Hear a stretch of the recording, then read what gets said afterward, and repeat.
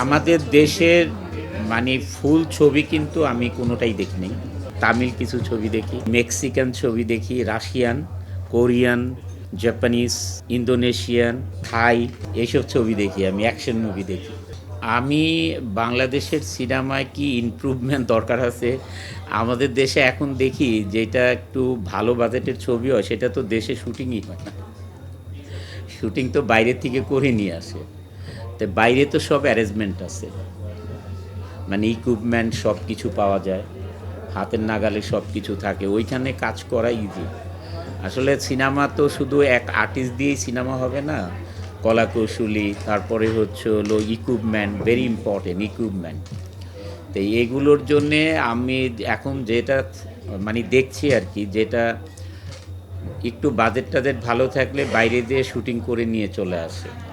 টানা তৃতীয়বার অর্জন করেছে দেশের সেরা সুপার ব্র্যান্ড স্বীকৃতি বসুন্ধরা টিস্যু। আর যেই ছবিগুলোর বাজেট কম থাকে সেগুলো আমাদের দেশেই হয়। তো এটা এই জন্যে বলতে পারবো না যে একজ্যাক্টলি যে এই জায়গাটা ইমপ্রুভ হওয়া উচিত, কারণ বাজেট ইজ ভেরি ইম্পর্টেন্ট একটা সিনেমা ভালো করার জন্য। আমাদের দেশের মানে ফুল ছবি কিন্তু আমি কোনোটাই দেখিনি।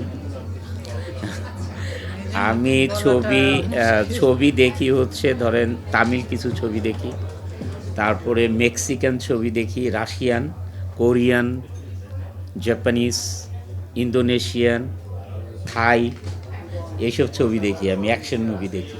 প্রিয় ছবি যদি বলতে হয়, মানে আমাদের দেশের ছবি হলে তো কিয়ামত থেকে কিয়ামত বেস্ট মুভি আমাদের দেশের। ছোটবেলা দেখেছি আমরা কিয়ামত থেকে কিয়ামত দুইবার। আর রুবেল ভাইয়ের ছবি দেখতাম আমি, রুবেল ভাই আছে না, রুবেল ভাইয়ের ছবি দেখছি আমি অনেকগুলো, লড়াকুর থেকে শুরু করে সব ছবি দেখেছি, অনেক ছবি দেখেছি রুবেল ভাই।